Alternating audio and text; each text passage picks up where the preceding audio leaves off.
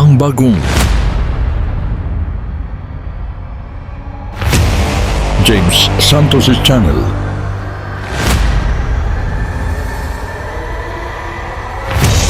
Bagong tema, bagong boses, may komentaryo. Ang pangangaral ni Brother Eli Soriano.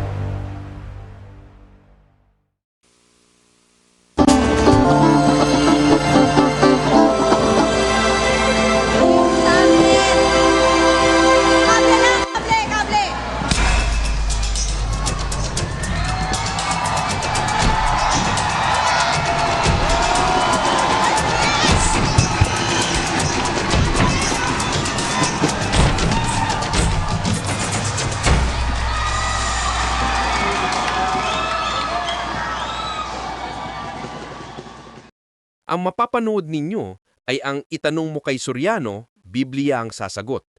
Patutugtugin natin ng buo ang mga tanong at sagot nang hindi mawala ang konteksto.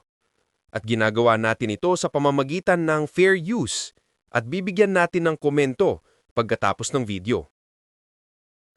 Ang dating daan, gusto ko lang pong malaman kung sino po ang founder nito at kung saan po nagsimula at kung kailan po. Yun lang po. Basahin po natin, kapatid, ang Lucas 24. At ipangaral sa kanyang pangalan ang pagsisisi at pagpapatawad ng mga kasalanan sa lahat ng mga bansa, magbuhat sa Jerusalem. Alam po nyo, kapatid, ang katotohanan na ipinapapangaral ng Ama at ng ating Panginoong Hesus, mag-uumpisa yan sa Jerusalem. Hindi yan mag-uumpisa sa Amerika, hindi yan mag-uumpisa sa Roma, mag-uumpisa po yan sa Jerusalem. Kaya miski sa Pasyon, nakasulat yan kung kinakanta yan pag mahal na araw, magbuhat sa Jerusalem, lahat ay inyong libutin at turuan ng magaling ang taong nagugupiling ng sasalay di mahimbing. Ang sinumat aling tao, aralan at pinyagan nyo ang tumanggap ng bautismo at maniwalang totoo aking magiging katoto. Ang liwa-liwanag niyan, mag-uumpisa yan sa Jerusalem, kapatid. Tanong nyo, yung dating daan, yung pinangangaral ko, yung iglesia ng Diyos, saan ba nag-umpisa yun? Nag-umpisa po yan sa Jerusalem. Nakarating sa ating bansa sa pamamagitan ng Biblia. Pakinggan nyo sa isang talata ng Isaiah, 42:4. Siya'y hindi manglulupaypay o maduduwag man, hanggang sa maitatag niya ang kahatulan sa lupa, at ang mga pulo ay maghihintay sa kanyang kautusan. Ang mga pulo ang wika ay maghihintay ng kanyang kautusan. Kaya po nakarating yan sa Pilipinas, kapatid. Pero galing yan sa Jerusalem. Paano nakarating? Hindi naman nakapunta rito mga apostol. Meron po kasi tayong Biblia. Ang Biblia po ang pangangaral ng Panginoon Kristo at mga apostol. Isinulat po nila yan, kaya nakarating dito. Pakinggan nyo sa 2 Tesalonica, sa Kapitulo 2, ay ganito ang ating mababasa sa versikulo 14. Sa kalagayang ito'y tinawag niya kayo sa pamamagitan ng aming ebanghelyo upang magkamit ng kaluwalhatian ng ating Panginoong Hesukristo. Ang Diyos po kung tumawag ng tao sa pamamagitan ng ebanghelyo, sabi ni Pablo, tinawag niya kayo sa pamamagitan ng aming ebanghelyo. Kahit yung nasa malayo, kung makakapakinig ng Ebanghelyo, matatawag din ng Diyos. 2:39 ng Gawa. Sapagkat sa inyo ang pangako at sa inyong mga anak at sa lahat ng nangasa malayo, maging ilan man ang tawagin ng Panginoon nating Diyos sa Kanya. Kaya kahit yung nasa malayo, kagaya natin, napakalayo na natin sa Jerusalem, nag-umpisa yung pangangaral ni Kristo sa Jerusalem, malayo na tayo, pero nakarating dito. Kasi sa pamamagitan ng Ebanghelyo, makakatawag ang Diyos pati sa mga malalayong lugar. Kaya nakarating sa atin yan Basahin natin. Sa Thessalonica 2. Sa kalagayang ito'y tinawag niya kayo sa pamamagitan ng aming Ebanghelyo upang magkamit ng kaluwalhatian ng ating Panginoong Hesukristo. Kaya nga, mga kapatid, kayo'y magpakatibay at inyong panghawakan ang mga aral na sa inyo'y itinuro, maging sa pamamagitan ng salita o ng aming sulat. Ayun. Nakapangangaral ang mga apostol, pati sa pamamagitan ng sulat. Kaya hanggang Pilipinas, nakakapangaral ang mga apostol. Tanong nyo, sino ang founder nito? Ang Panginoon po, nag-umpisa nga ito sa Jerusalem Wala naman po kaming binago, wala naman kaming itinayong sarili namin. Hindi kami nagtayo ng aming sariling aral. Ang amin pong ipinangangaral yung nasa Biblia lang. Kayo naman ang saksi, lahat ng tanong nyo galing sa Biblia ang sagot. Ayan. Kaya ito po, sa tanong nyo, saan nag-umpisa? Sa Jerusalem. Anong pangalan ng iglesia? Iglesia ng Diyos. Yun po ang nasa Biblia. Yun po'y hindi ko itinayo, ipinangangaral ko po ngayon yun. Kumbaga, itinutuloy ko yung inumpisa ang ipangaral ng mga apostol. Yun po ang sagot sa inyong tanong, kapatid. Marami pong salamat. Po, kung kailan nag-start ang dating daan at bakit dating daan? Nag-start ito kasing dating daan, hindi naman ito yung aming organization Yung doon dating daan, pamagat ng programa ko sa television at saka sa radyo, nag-start noong 1980. Programa po yun sa radyo at sa television. Isang programa kung saan nag-i-expose ako ng mga bagay-bagay sa pananampalataya, pinupuna ko yung mga mali ng iba-ibang mga relihiyon, tapos merong question and answer portion, itanong mo kay Soriano, which has been going on for the last 25 years sa Pilipinas. Pero ngayon, nasa third year na kami ng broadcast worldwide sa internet, nasa second year na kami ng broadcast sa satellite, direct to home sa USA and Canada, sa magitan ng facilities ng Globecast at saka ng Mabuhay Satellite, napapanood po tayo sa buong mundo sa magitan ng internet. Ang ating pong programa, ang dating daan, The Old Path, napapanood 24 hours a day, 7 days a week. Wala pong holiday. Sa aming kagustuhan na ito'y maibalita sa mas maraming mga tao. Bukod doon, namamasyal pa po ako sa iba't ibang mga lugar to visit our members firstly, tapos para makakumbinsi ng mga tao na malapit na wakas, we have to be very cautious and very particular about the coming end. Dapat maghanda tayo. Yun po, doon namin hinihikayat ang tao. Kasi it concerns our soul.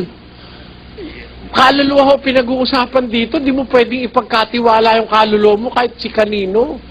Dapat magtiwala ka sa Diyos lang pagdating sa kaluluwa, pero sa tao, mahirap pong magtiwala. Kailangan yung salita ng Diyos ang pagtiwalaan. 146 stress ng awit.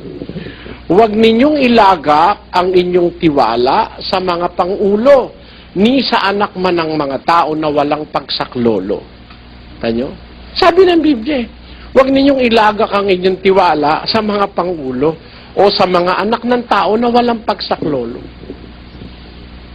Kung nagtitiwala ka sa tao, sa pastor mo, wala naman sa Biblia, balik ta rin ang payong.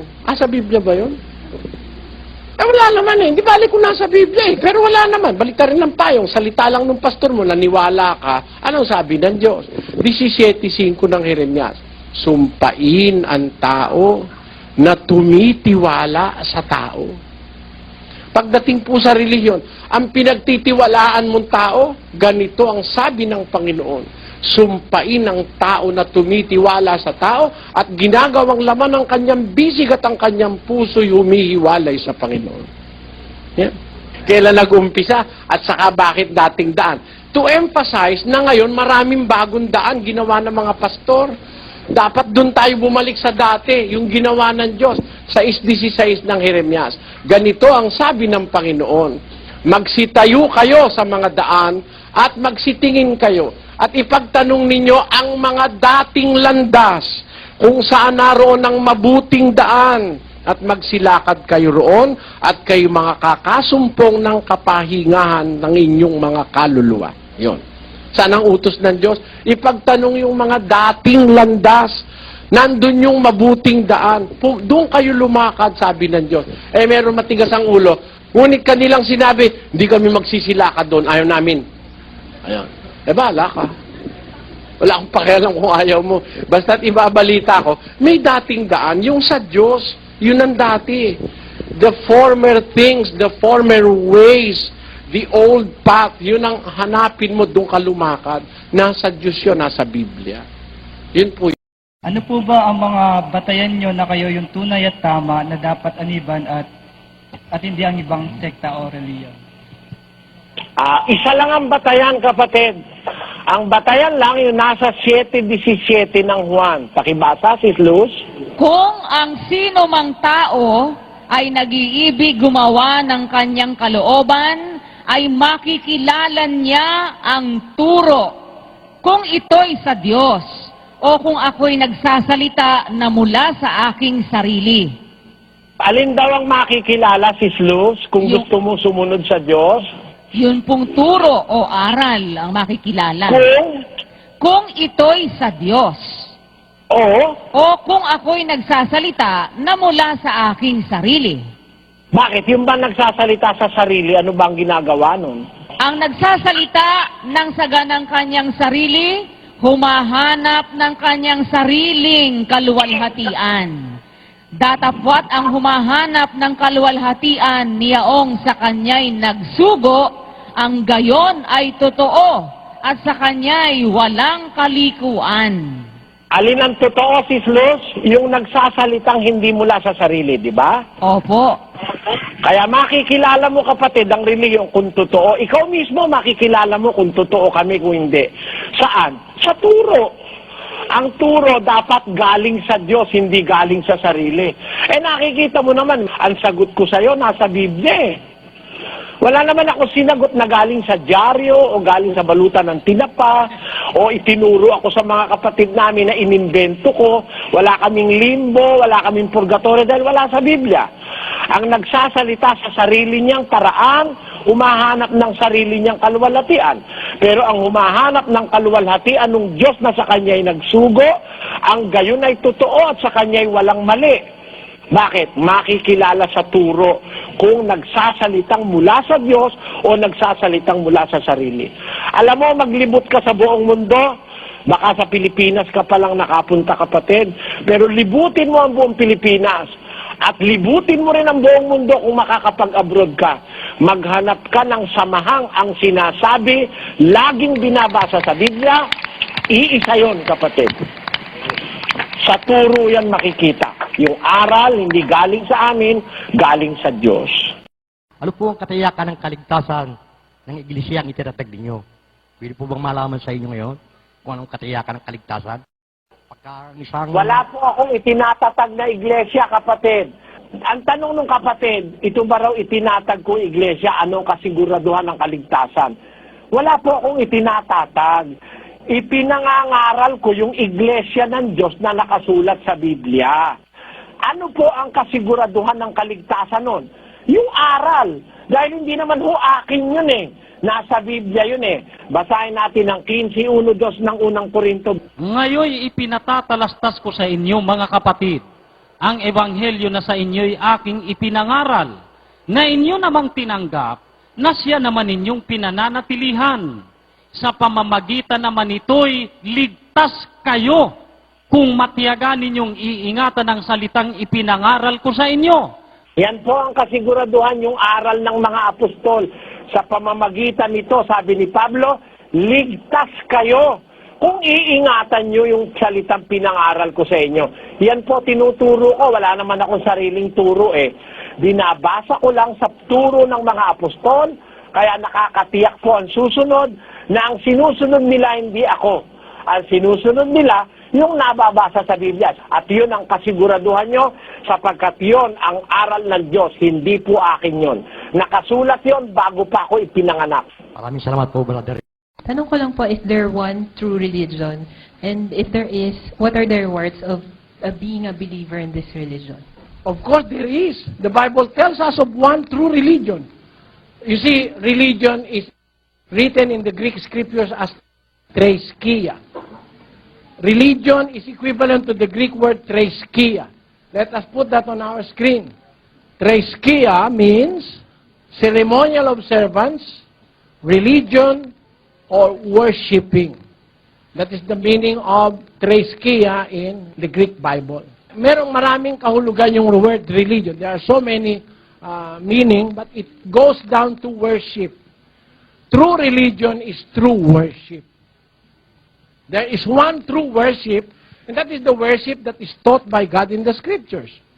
In fact, our Lord Jesus Christ said, we must worship the Father in His Spirit and in truth. No? There is one worship, true worship in the Bible. It embodies the one true religion of the Bible. Now, religion practically, literally means religion from the word religio. Re means again. Ligio means to tie. So, religion means to tie again. There must be a tying again. What is that tie? The tie that binds us to God. Because mankind have turned their faces from God, we have to be reconciled to God. We have to turn to God again. Let us go back to God. That is the essence of the word religion. Re meaning again, and ligio meaning to tie. Religare means also the same thing. Pagbabalik loob sa Diyos, religare. The word in Latin, religare, religio, religion in English, and threskia in Greek means to worship God again, to be back to God again, and to obey God again, because our forefathers have transgressed God's law, beginning from the time of Adam and Eve. Now, is there one true religion in the Bible? There is. Meron po. Yun ang itinuro ng mga apostol.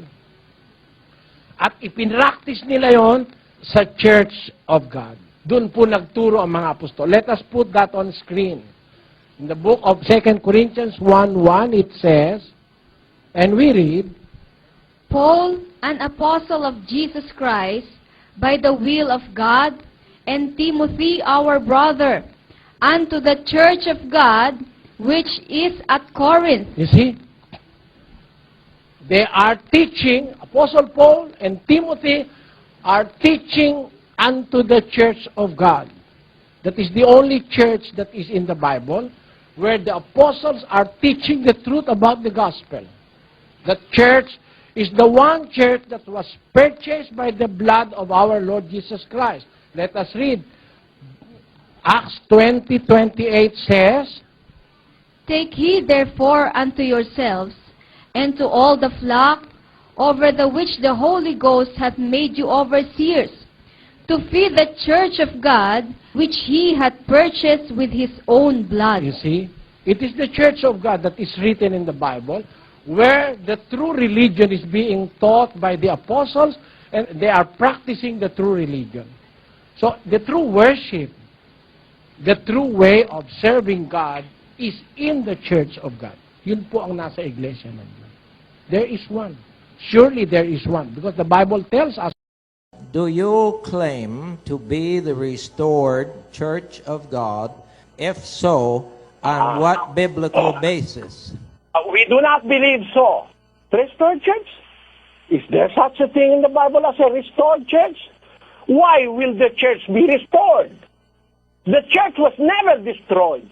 Let us read Matthew 16:18, Sister Luz. And I say also unto thee, that thou art Peter, and upon this rock I will build my church, and the gates of hell shall not prevail against it.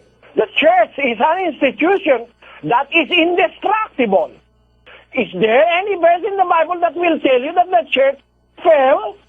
There is a verse that guarantees the durability of the church as an institution. Upon this rock I will build my church, and the gates of hell shall not prevail against it. Meaning, it cannot be destroyed by any power on earth. The church will continue to exist because it is an indestructible institution founded by the great Savior, the Lord Jesus Christ, established by God, the Almighty One, and it shall continue until in the end of the world, according to the Bible. It may not be in America, but it is existing. It may not be in the Philippines before the 1930s, but it is existing. It may not be in all parts of the world, but it do exist. Maybe you will ask, where? I do not know. The exact position of the church or the exact location where the people of God are, but the Bible tells us that even 2 or 3 gathered in my name, I am in the midst of them. There is a church when there is Christ together with 2 or 3 believers. They may not be popular, but they do exist. That is my belief. I do not believe that the church has to be restored or to be reconstructed because it fell. It is a fallacy that the church was destroyed. They use the term nalipol. There was no one left. They all were destroyed or nalipol. But let us put it biblically. Totoo ba yung sinasabi na nalipol lahat? They were all destroyed? Or they come into destruction? Let us read in the book of John, chapter 10, verse 28 and 29. It says, And I give unto them eternal life, and they shall never perish, neither shall any man pluck them out of my hand. Pakibasa mo sa Tagalog. At sila'y binibigyan ko ng walang hanggang buhay, at kailanmay hindi sila malilipol, at hindi sila aagawin ng sinuman sa aking kamay. In English it says, I give unto them eternal life, and they shall never perish. Hindi sila kailanman malilipol. Sa Bisaya, ug ako nagahatag kanila sa kinabuhi nga walay katapusan. Ug sila, dili na gayud mawala. Ug wala bisan kinsa nga makaagaw kanila sa akong kamot. Dili sila gayud mawala. Ayon. Hindi sila malilipol. They shall never perish. That is the assurance of the Lord Jesus Christ. Now here comes saying, ang iglesia, walang natira, so it needs to be restored or reconstructed. They believe that it is a restoration of the church that had, according to them, had vanished away.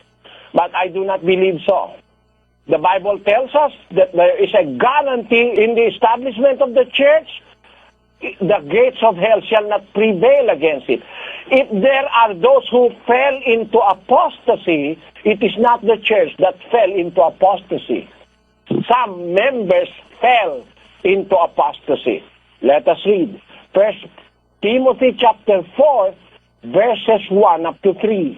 Now the Spirit speaketh expressly, that in the latter times some shall depart from the faith. Who will depart from the faith, Sister Luz? Some shall depart from the faith, Continue. giving heed to seducing spirits and doctrines of devils, speaking lies in hypocrisy, having their conscience seared with a hot iron, forbidding to marry and commanding to abstain from meats, which God hath created to be received with thanksgiving of them which believe and know the truth. Oh, it is not the church that will fall into apostasy. Some. When you say some, it is not the church. Some. Not all. The church will remain steadfast in faith. The church as an institution will be there. It is preserved. It's confined within the power of the Word of God. The church is always there. Where it is it in Germany or in the United States or in the Middle East? Nobody can pinpoint that. Because the Bible tells us that wherever there are 2 or 3 that congregates together in the name of the Lord Jesus Christ, it is a valid congregation. I am in the midst of them, according to the Bible. Even if there are only 2 or 3, even if it is only a team of a husband and a wife and a child, the church does exist, according to the Bible. So, the idea, as you ask us, do you also believe that your church or your group is the restoration? I do not believe so. I do not believe so because I believe that the church continues to exist. Even if people may die, the church continues to exist. Abraham died, Isaac died, and Jacob died, but in the eyes of God, they are not dead. 22:32 of the book of Matthew, it says, I am the God of Abraham, and the God of Isaac, and the God of Jacob. God is not the God of the dead, but of the living. I'm the God of Abraham, the God of Jacob, and the God of Isaac. When he said that first to Moses, when he is calling Moses on the wilderness of Sinai, he introduced himself to Moses as, I am the God of Abraham, the God of Isaac, and the God of Jacob. I am the God of your fathers, he said. That time that Moses was alive, Abraham was already dead. Isaac and Jacob was already dead. And when the Lord Jesus Christ repeated that utterance from the Lord God, they were all dead. But according to the verse, God of the Bible is not a God of the dead, but of the living. So, for God, they exist. They are not dead. So the church exists. Even though the Apostle Paul is dead physically, the apostles are dead, the first century Christians are dead, the church is not to be restored. It exists. It does exist. And we have received that church through the Bible, to the teachings of the Lord Jesus Christ. So we do not claim to be a restoration of the church in the Bible, but our claim is that we affiliated ourselves to that church. Let us read the verse. 3:6 of the book of Ephesians says, That the Gentiles should be fellow heirs, and of the same body, and partakers of his promise in Christ by the gospel. It is by the gospel that we will be partakers of the promise, that we will be a part of the same body. Is there a body? There is, Brother Eli. How can you be fellow heirs? How can you be partakers of the promise in the same body if that body is not existing anymore? It does exist. You just have to join the same body, and it is by the gospel. Remember the verse, that the Gentiles should be fellow heirs and of the same body, and partakers of his promise in Christ by the gospel. I hope my English can be understood. I was not born with an English tongue, but I rely on the Spirit of God and in the Bible in expressing what is the truth when I read the verses of the Bible. And it is very clear. Although I am not a master of the English language, Gentiles like us should not say that we are the restoration of the church. After all, nothing is to be restored because nothing was destroyed. Now, Gentiles should be fellow heirs and of the same body, and partakers of the promise in Christ by the gospel. So by the gospel, by the teachings of the Lord Jesus Christ, again by the gospel, you do not just believe that the Lord Jesus Christ died and rose again from the dead. It is complete gospel already. No. By the gospel, by all the teachings, by the examples laid down in their lives by the first century Christians, we can be partakers of the promise. We can be members of the same body. And that is through the gospel. If we accept all the teachings of the Lord Jesus Christ, the belief, the instructions, Everything. That is why the Bible is here.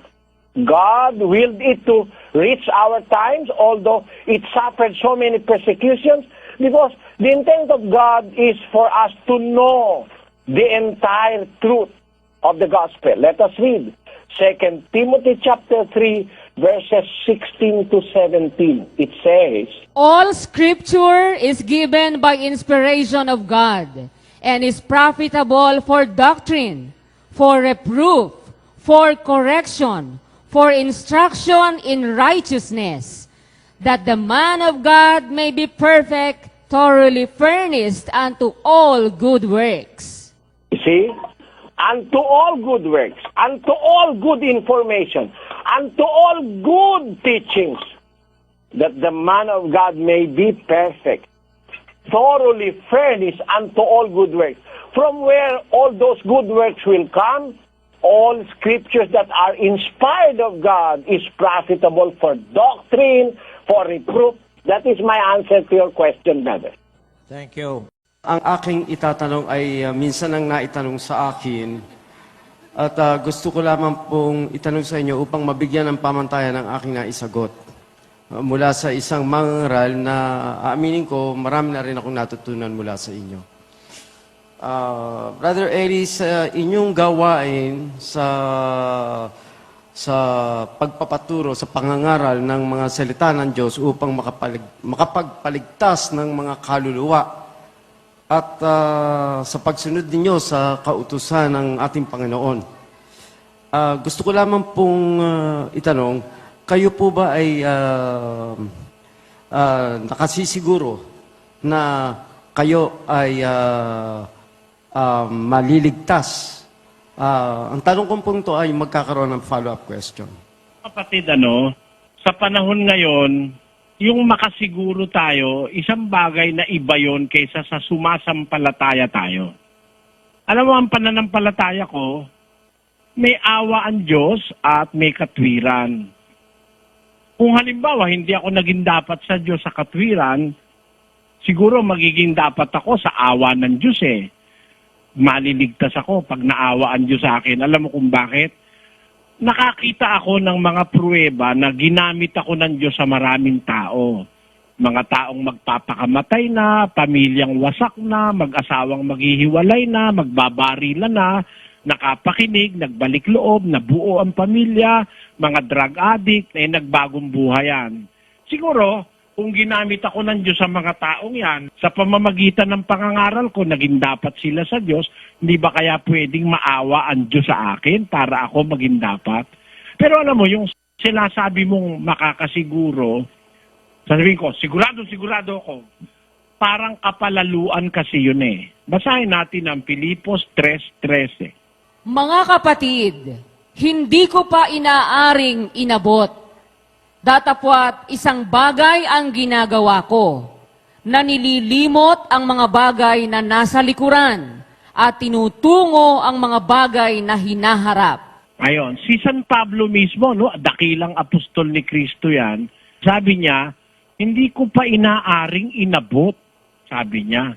Datapwat isang bagay ang ginagawa ko, na nililimot ang mga bagay na nasa likuran at tinutungo ang mga bagay na hinaharap.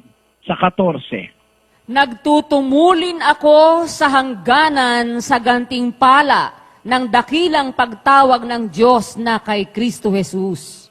Ayon, nagtutumulin siya. Ibig sabihin, he is making or trying to utilize every opportunity and effort para makarating siya dun sa hangganan. Kumbaga may hangganan eh. May, kumbaga sa naghahabulan, may finish line. Para masabi mong sigurado nang ako ang champion o ako ang nanalo sa marathon, pag yung finish line narating mo na o kaya yung ribbon napatid mo na. Eh kasi hanggang hindi ka pa nakakarating doon sa finish line, sasabihin mo sigurado ka na. Malay ko kung bukas makalawa, makagawa ako ng maling malaki sa harap ng Diyos. Pakinggan mo ang sabi ni Pablo sa unang Korinto 9:27. Ngunit hinahampas ko ang aking katawan at aking sinusupil.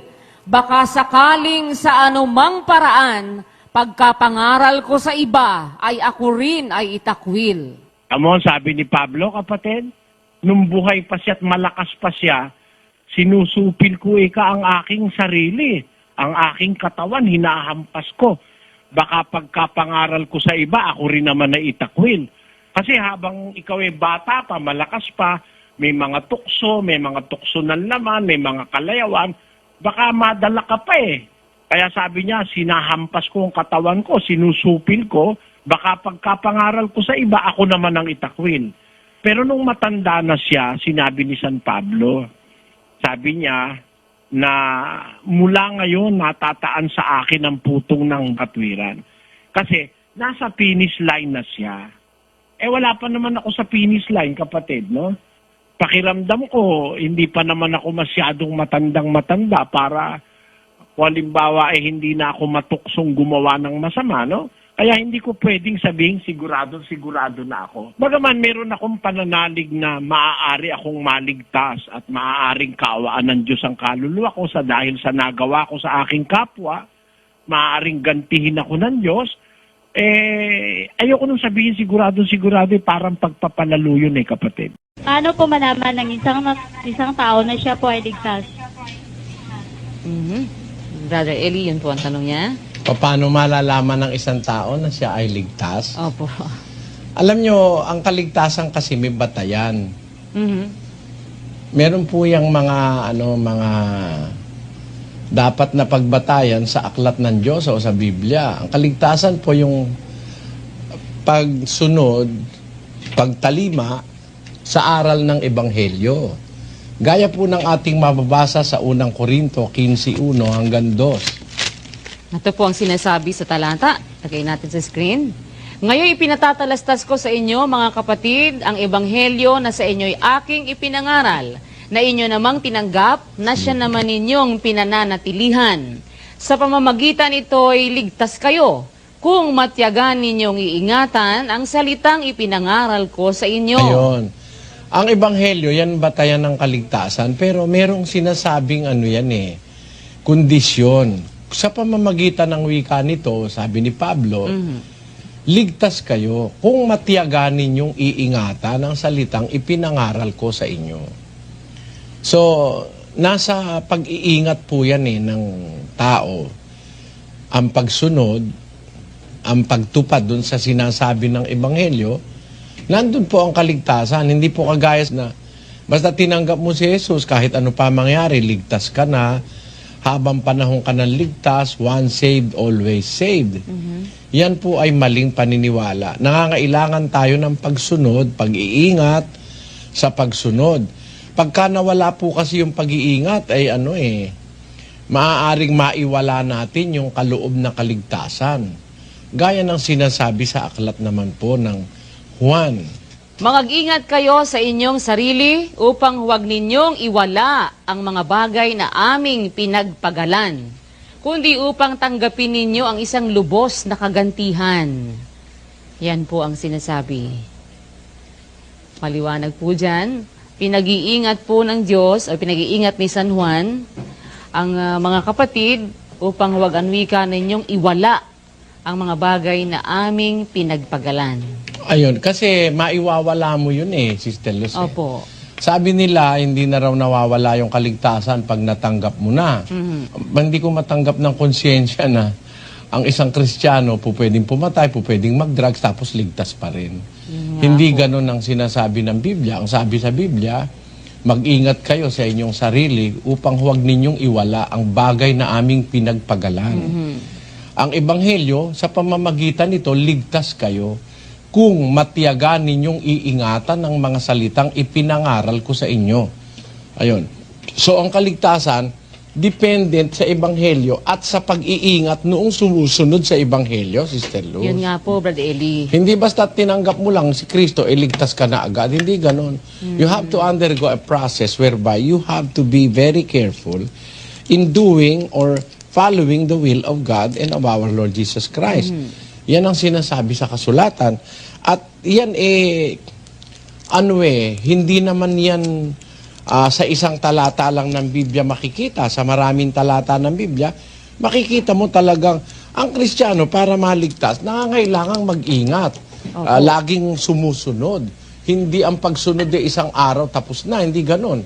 Gaya ni San Pablo, siya mangangaral na siya, apostol na siya, pero nag-iingat pa rin siya Pakinggan nyo sa unang Korinto 9:27. Ito po ang sabi ni San Pablo, "Ngunit hinahampas ko ang aking katawan at aking sinusupil. Baka sakaling sa anumang paraan, pagkapangaral ko sa iba, ay ako rin ay itakwil." Nakita mo yan, Sister Luz? Opo. Mangangaral na yan pero hinahampas ko ang aking katawan, sinusupil ko ang aking sarili. Baka pagkapangaral ko sa iba sa anumang paraan, ay ako rin ay itakwil. So may possibility, itakwil siya kahit siya mangangaral pa, pagka hindi siya mag-iingat, kundi niya susupilin yung kanyang sarili. Kasi, alam mo, ang Kristiyano, meron self-control yan Hindi ka pwedeng kahit ano na lang, anong bagay gagawin mo Opo. Sa lahat ng paraan, ang isang Kristiyano nag-iingat, kinokontrol ang sarili niya para wag siyang makagawa ng mabibigat na paglabag. Dahil pagka gagawa ka ng mabibigat na paglabag, mawawala yung kaligtasan mo Sister Luz Kahit sabihin pa na ikaw ligtas na ika, sabi nila. Oo, hindi. Maiwawala mo yun pagka hindi ka maingat. Basahin natin ang ikalawang Korinto 13:5, kapatid na Luz. Ito po ang sinasabi, "Siyasatin ninyo ang inyong sarili kung kayo'y nangasa pananampalataya. Subukin ninyo ang inyong sarili. Hindi ba ninyo nalalaman sa ganang inyong sarili na si Hesu Kristo ay nasa inyo? Maliban na nga kung kayo'y itinakwil na." Ayun, pwede ka pala namang itakwil Kiliwa-liwanag Kaya sabi, siyasatin nyo inyong sarili. Examine yourselves. Whether ye be in faith, prove yourselves. Know ye not that your own selves, how that Jesus Christ is in you, except ye be reprobates. Malibang ikaw ay itinakwil. Nagtatakwil ang Diyos. Kahit na nasa iyo na si Kristo, pwede ka pa rin itakwil pagpabaya ka, iiwanan ka. Miski nga yung Espiritu Santo sinasabi Pagka ikaw ay reckless ka, kumbaga sa driver, reckless ka, maa-aksidente ka. Ganon din ang naglilingkod kay Kristo. Pati yung Espiritu Santo, pag reckless ka, lalayasan ka nun Aalis yun. Kaya ang panalangin ni David sa 51 Gs ng awit, pakinggan nyo mga kapatid. "Likhaan mo ako ng isang malinis na puso, O Diyos, at magbago ka ng isang matuwid na espiritu sa loob ko. Huwag mo akong paalisin sa iyong harapan, at huwag mong bawiin ang iyong santong espiritu sa akin." Ayun, sabi, huwag mo ang wikang bawiin ang iyong santong espiritu sa akin. Sabi niya. Opo. Iwanag dyan, kapatid na Luz, na po pwedeng bawiin ng Diyos yun. Yung kanyang espiritu sa tao. Nababawi yun Pagka ikaw halimbawa, yung espiritu napipighati sa'yo, lagi na lang ikaw masama ang ginagawa mo, lalayas yung espiritu ng Diyos sa'yo. Basahin natin yung Efeso. "At huwag ninyong pighatiin ang Espiritu Santo ng Diyos, na sa Kanya kayo'y tinatakan hanggang sa kaarawan ng pagkatubos. Tuloy.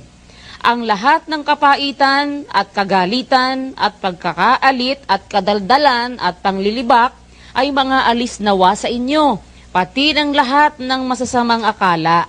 At yan maliwanag na aalis ang espiritu sa'yo Pag nasa iyo yung kapaitan, meron kang bitterness, wrath, anger, clamor, evil speaking, sabi ng Biblia, pagka yan nasa iyo, nagigrieve yung Holy Spirit. So sabi, grieve not the Holy Spirit of God, whereby ye are sealed unto the day of redemption.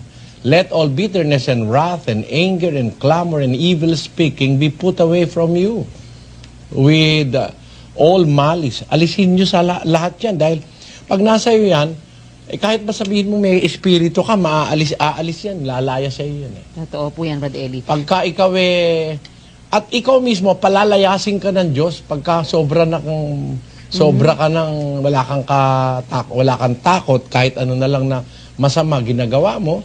Sabi dun sa 5 Gs ng awit, ganito nakasulat. Ang sinasabi, lagay natin sa screen. "Bigyan mong sala sila, O Diyos. Ibuwal mo sila sa kanilang sariling mga payo. Palayasin mo sila sa karamihan ng kanilang mga pagsalangsang sapagkat sila'y nanganghimagsik laban sa iyo. Paghihimagsik sa Diyos yung pagka hindi ka tumitigil sa maling gawain, sa mga kasalanan. Sabi ng Biblia, palayasin mo sila sa karamihan ng kanilang pagsalangsang.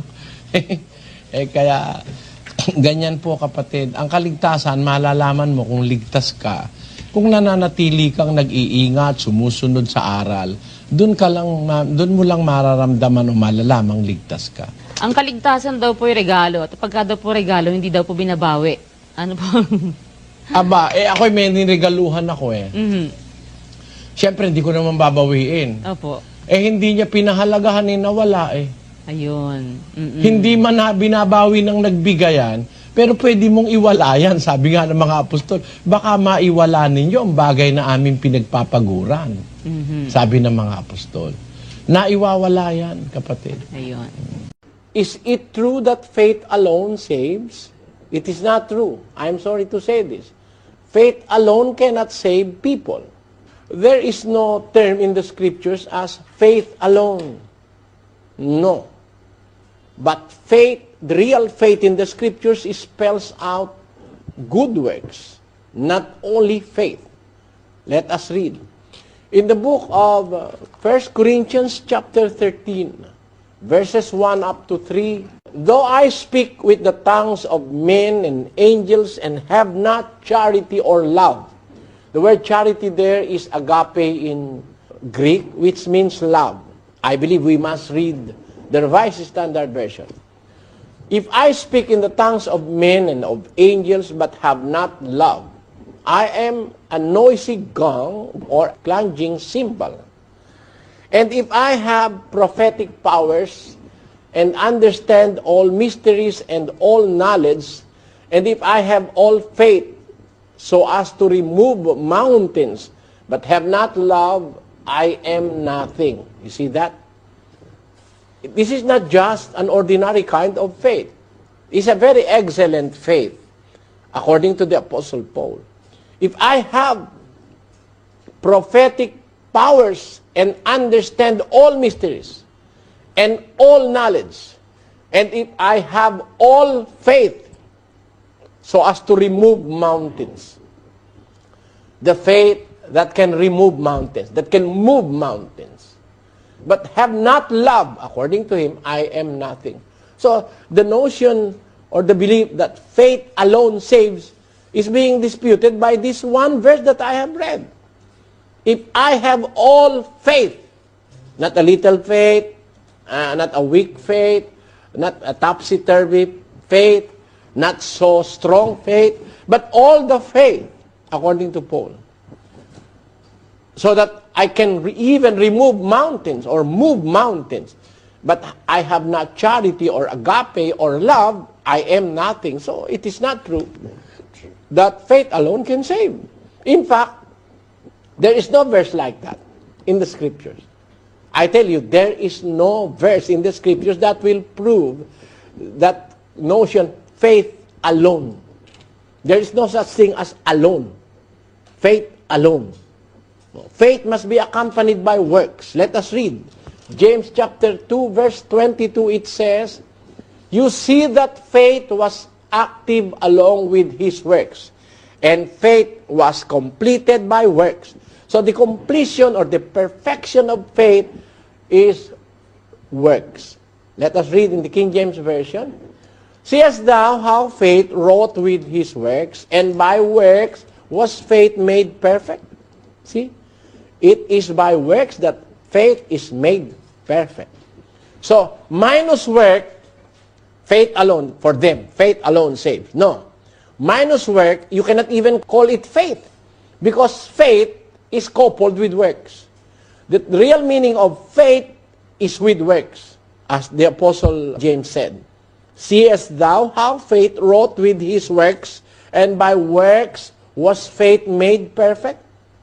There are misconceptions that faith alone can save. Faith is the primary step that you have to take in order to serve God. It is the number one thing that you have to accept, to have faith.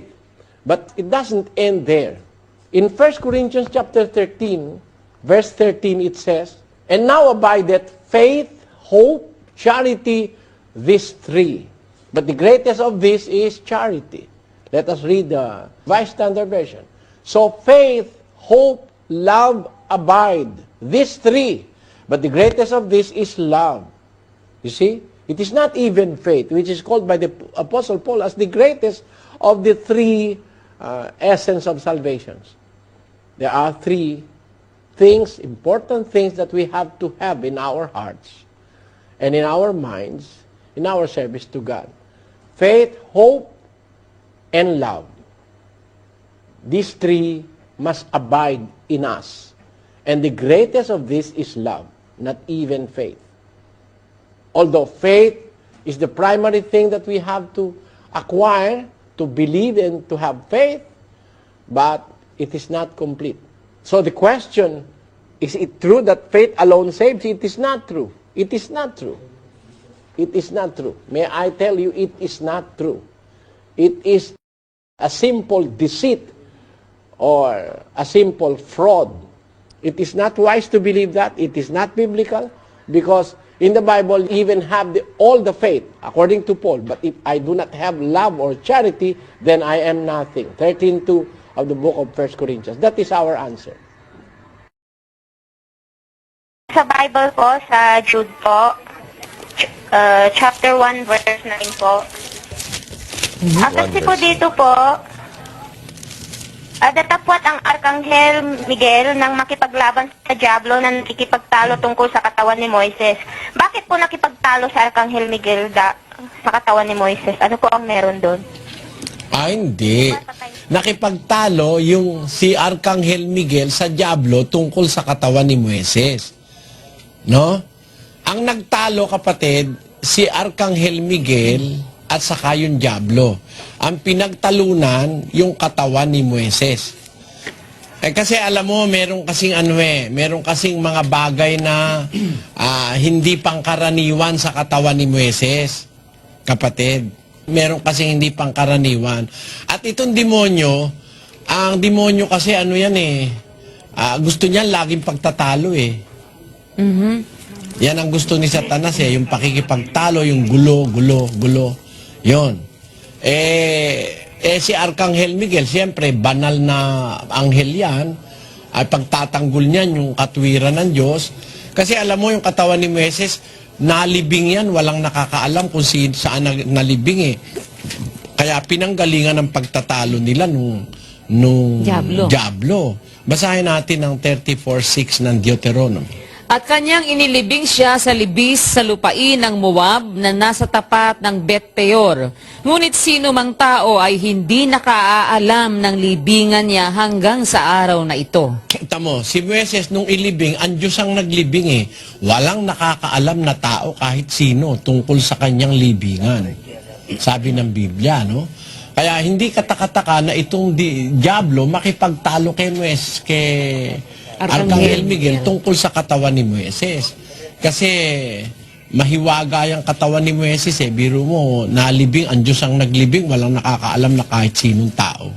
Kahit alam ni Sephora yon na yung kanyang libingan, hindi naman magdadala si Sephora ng bulaklak, tsaka ng Hindi na, wala namang kwenta na kasi yun Pero talagang walang nakakaalam nung libingan ng katawan ni Moises dahil ang naglibing ang Panginoon, sabi ng Biblia.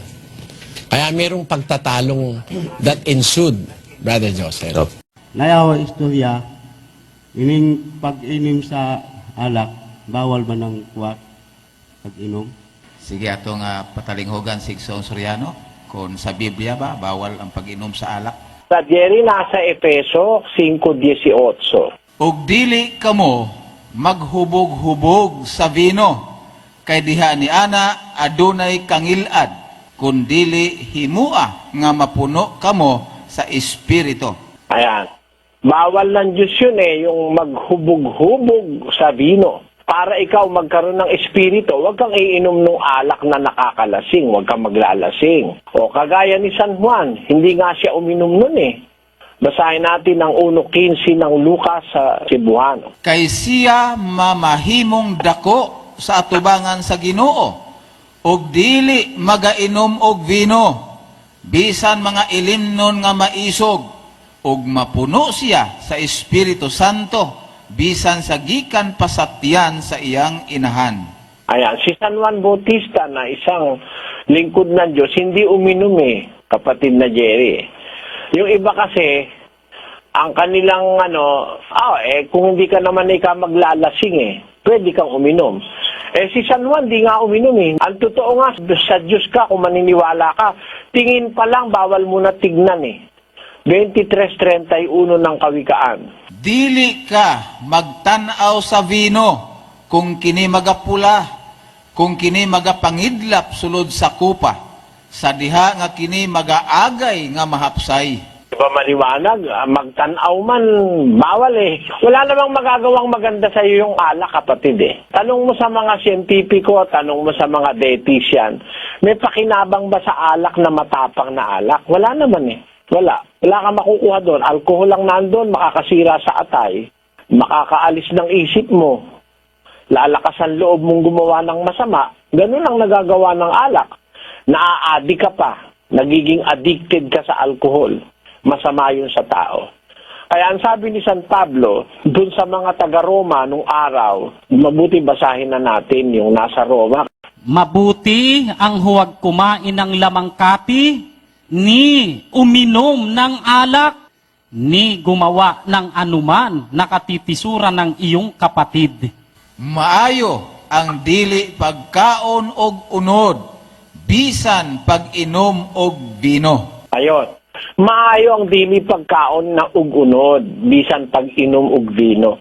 Kasi yung paglalasing, yung mga drinking session, may pulutan, ayaw talaga ng Diyos yun Masama kasi sa tao yun. Kaya nga mayroong mga nag-iinuman, pagkatapos nagpapatayan Pag nagkapikunan, patayan na. Ilan mo na yung alak mo, hindi ka makakarating sa langit pagka alak ng alak ang iinumin mo. Bibigyan natin ng komento ang napanood nating video. Ito ay malayang komento lamang at hindi upang magmarunong. Magkomento rin kayo para magpalitan tayo ng mga kaalaman sa napanood nating video. Ang bibigyan natin ng komento ay tungkol sa pag-inom ng alak. Si Jesus mismo ay umiinom ng alak, kaya alam niya ang lasa ng bagong alak at ang lumang alak. Kaya walang talata na nagsasabing bawal ang alak sa lahat ng pagkakataon. Ngunit malinaw na bawal ang paglalasing at kawalan ng pagpipigil. Dalawang klase ang alak sa ating panahon. May mga alak na konti lamang ang alcohol content gaya ng wine o inuming beer. At merong matapang na alak gaya ng liquors, gaya ng whiskey, rums at gins. Pero kapag naparami ang inom mo ay nakakalasing na. Dapat kapag tinamaan ka na ng konting hilo, dapat tigil na sa pag-inom. Ang iba kasi kaya daw sila umiinom para malasing. Yan na ang kasalanan. Pero wag gagawing uminom kahit konti kung mananalangin at nasa pagsamba. Kabastusan yan sa harapan ng Diyos. Sa Biblia, ang pinagbabawal ay ang paglalasing. Pero sang-ayon ako na ipagbawal ang liquors gaya ng whiskeys, rums, vodka at mga gins. At tungkol naman sa paniniwalang faith alone can save, ang sagot ko diyan ay depende sa faith. Baka ang faith mo ay nakasalig sa relihiyon o sa pastor. Marami kasing panatiko. Pero kung faith alone on Jesus Christ can save, nakakasiguro tayo ng kaligtasan. Kaya nga ang sabi ni Jesus, bakit tinatawag ninyo ako Panginoon, Panginoon at di ninyo ginagawa ang mga bagay na aking sinasabi? Kapag sinusunod natin ang lahat ng utos ng Panginoong Jesus, ay nakakasiguro tayo ng kaligtasan. Sa pananampalataya, ang tao kasi ay nagkukulang sa pananampalataya. Pansinin ninyo ang salitang add to your faith. Hindi sinabi ni Pedro na add to the faith. Kaya nga, pinadadagdagan ni Pedro dahil nagkukulang ang pananampalataya ng tao. Kaya yung salitang faith o pananampalataya sa Biblia ay kumpleto at napapaloob roon ang mga bagay na pinapadagdag ni Pedro sa taong nagkukulang sa pananampalataya. Kaya ang tamang sabihin, faith alone to Jesus Christ can save. Amen. Kung nagustuhan ninyo ang aking upload video, paki-like naman, subscribe, share at comment. Maraming salamat sa inyong suporta at panonood.